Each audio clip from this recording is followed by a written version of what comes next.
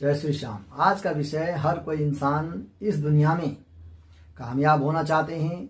कुछ लोग कामयाब हो जाते हैं, कुछ लोग रह जाते हैं, परंतु ऐसा नहीं है कि जो रह जाते हैं वे कामयाब नहीं हो सकते।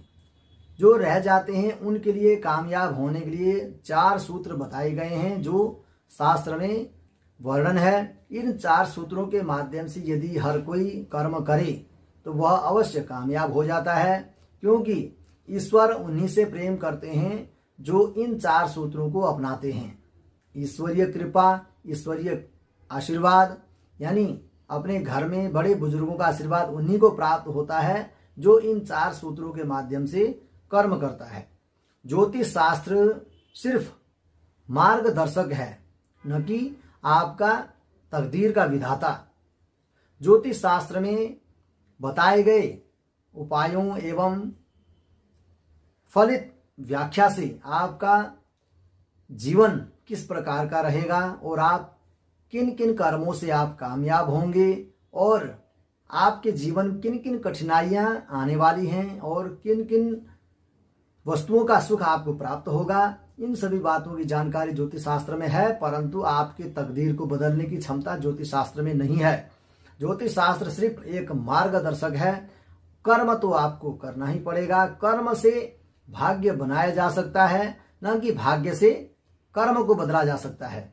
भाग्य में जो कर्म निर्धारण किया गया है आपको वही कर्म करना अति आवश्यक है या करना पड़ेगा, परंतु कर्म से भाग्य निर्धारण हो सकता है। यदि आप कर्म निश्चल निर्मल मन से कर्म करते हैं और ईश्वर पर भक्ति अति आवश्यक है, ईश्वर पर विश्वास अति आवश्यक है। किसी भी कर्म को सफल करने के लिए आपको ईश्वर पर विश्वास करना अति आवश्यक है। ये जो व्यक्ति ईश्वर पर विश्वास करके कर्म करते हैं वे सदा सर्वदा कामयाब ही होते हैं। इसलिए आप जो भी कर्म करें, प्रथम तो आपको ईश्वर पर विश्वास होना चाहिए और ईश्वर पर विश्वास होकर के आप कर्म को करें। और आपको जो कोई कर्म आप करेंगे आप अवश्य उसमें सफलता प्राप्त होगी, क्योंकि ईश्वर पर विश्वास होना जरूरी है। ईश्वर की कृपा आपके ऊपर बनी रहेगी क्योंकि आपके मन में ईश्वर पर विश्वास है। इसलिए आप जो भी कर्म करें निश्चल निर्मल मन से आप कर्म करते चलें और आपके ऊपर ईश्वरीय कृपा अवश्य बनी रहेगी, जिससे आप कामयाब हो जाएंगे। आज के समय में हर कोई ऐसे कामयाब होना चाहते हैं जिसमें परिश्रम न हो, यानी मेहनत करने की आवश्यकता न हो। कोई भी व्यक्ति, जो व्यक्ति कामयाब होते हैं उनके जीवन का पूर्वार्ध भाग बहुत ही कठिन होता है, परंतु हर कोई पूर्वार्ध भाग को भूल करके वर्तमान भाग को ही देखता है। जो व्यक्ति वह कामयाब होता है और हम लोग सिर्फ कामयाबी को ही देखते हैं, न कि पूर्वार्ध में जिसने इतना कुछ मेहनत किया होता है, इतना कुछ दुख तकलीफें सही होती है, वह सब कोई नहीं देखता है। इसलिए हम लोग दुखी होते हैं कि हम भी इसी तरीके से कामयाब हो जाएं। परंतु कामयाब होने के लिए प्रथम सीढ़ी आवश्यक है, यानी प्रथम सीढ़ी का अर्थ है कि आपको परिश्रम तो अवश्य करना ही पड़ेगा, जिसके कारण ही आप कामयाब होंगे। कामयाब होने के लिए मेहनत करना अति आवश्यक है और ईश्वर पर भक्ति अति आवश्यक है, ईश्वर पर विश्वास अति आवश्यक है। यदि ईश्वर पर विश्वास करके आप इन 4 सूत्रों को अपनाते हैं तो अवश्य कामयाब हो जाएंगे और ईश्वरीय कृपा भी आपके ऊपर बनी रहेगी। दोस्तों, उन 4 सूत्रों में से प्रथम सूत्र क्या है? प्रथम सूत्र है प्यास, यानी कोई भी कर्म करना चाहते हैं या किसी भी वस्तु की तह तक पहुंचना चाहते हैं या आप कामयाब होना चाहते हैं, उसके लिए आपको प्यास होना अति आवश्यक है, यानी आप में छटपटाहट होना अति आवश्यक है। आप जितना भाग दौड़ करेंगे, जितना प्यास आपके अंदर पैदा करेंगे, उतना ही आप शीघ्र कामयाब होंगे। इसके लिए आपको प्यास होना अति आवश्यक है।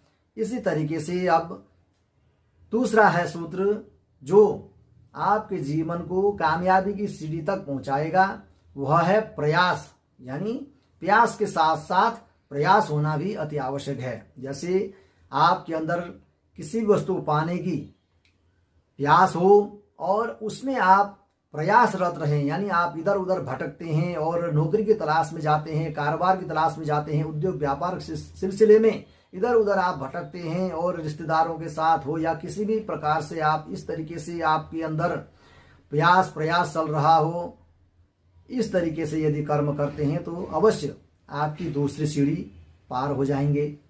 और कामयाबी की सीढ़ी के लिए तीसरा सूत्र है प्यास, प्रयास और धैर्यता, यानी धैर्यता होना भी जरूरी है। धैर्यता का अर्थ है कि आपको आपके मन में विश्वास होना अति आवश्यक है कि मैं कामयाब हो जाऊंगा और परमात्मा ईश्वर मेरे ऊपर अवश्य कृपा करेंगे।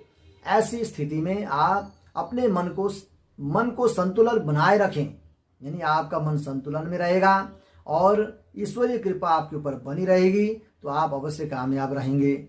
इसी तरीके से अब चौथी सीढ़ी के विषय में बताऊंगा। चौथा सूत्र है प्रार्थना, यानी ईश्वर से, आपके पूर्वजों से, कुल देवता, इष्ट देवता, पूर्वज यानी पितृ देवता और आपके जो भी जिन ईश्वर को आप मानते हैं उनकी कृपा, घर में बड़े बुजुर्गों का आशीर्वाद, इन सभी आशीर्वादों के माध्यम से आप यदि प्रार्थना करते हैं, परमात्मा में भक्ति करते हैं और प्रयासरत और धैर्यता और प्रार्थना, यदि चार सूत्रों को मिला करके यदि आप चलते हैं तो आप अवश्य एक दिन कामयाब अवश्य हो जाएंगे और आपको वह हर वस्तु प्राप्त होगी जिनके लिए आप प्रयासरत हैं। परंतु ईश्वर पर विश्वास होना अति आवश्यक है। उसमें स्वार्थ नहीं होना चाहिए कि उपाय करते हैं, आपका ध्यान सिर्फ उपाय पर हो, परमात्मा में न हो। उपाय करें, कर्म पर विश्वास रखें, न कि भाग्य पर। भाग्य प्रबल तभी होगा जब आप कर्म करेंगे। क्या जीवन में इस धरती पर या तो भाग्य को लेके आना पड़ता है, यदि भाग्य आपका कमजोर है कर्म के द्वारा भाग्य को निर्धारण करना पड़ता है।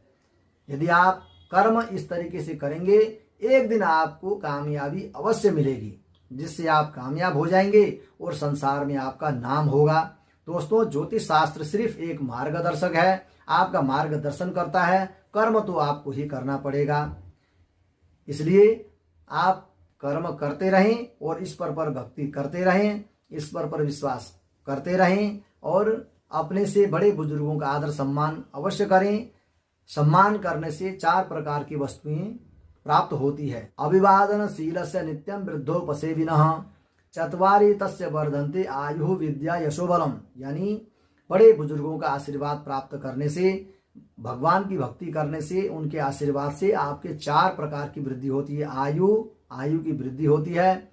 विद्या यानी सद्गुणों का खान, सद्गुण को विद्या कहा जाता है। सिर्फ पढ़ाई करना ही विद्या नहीं है, आपके अंदर जो भी अच्छे गुण हैं वह एक विद्या है ना। आयु, विद्या, यश, यानी आपके संसार में खूब यश फैले, आपके कर्मों का प्रचार प्रसार हो, शुभ कर्मों का प्रचार प्रसार हो और आपका खूब गुणगान हो।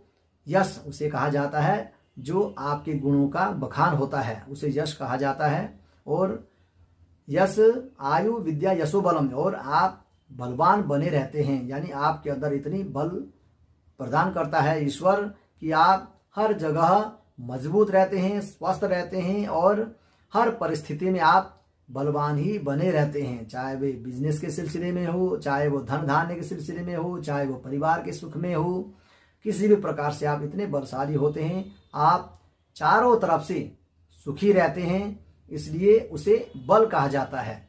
इसलिए बड़ों का आशीर्वाद भी प्राप्त करते रहें और ईश्वरीय आशीर्वाद भी आप प्राप्त करते रहें, जिससे आपका जीवन सदा सर्वदा सुखी और आनंदमय हो। इसी तरह मेरे YouTube चैनल को आप देखते रहें, लाइक करें, शेयर करें, सब्सक्राइब करें, बेल आइकन को अवश्य दबाएं।